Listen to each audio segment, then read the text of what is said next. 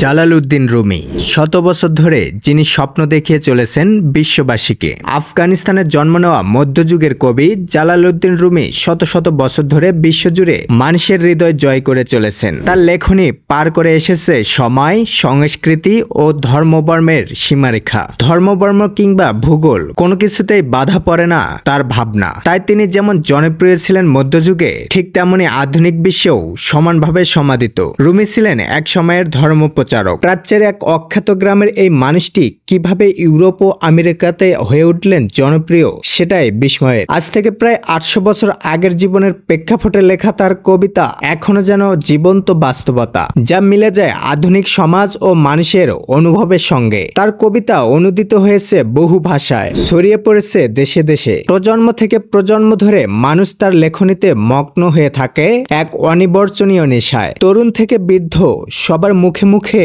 রুমির উক্তি। জীবিতকালেও রুমি ছিলেন সকল ধর্মমতের প্রিয় মানুষ।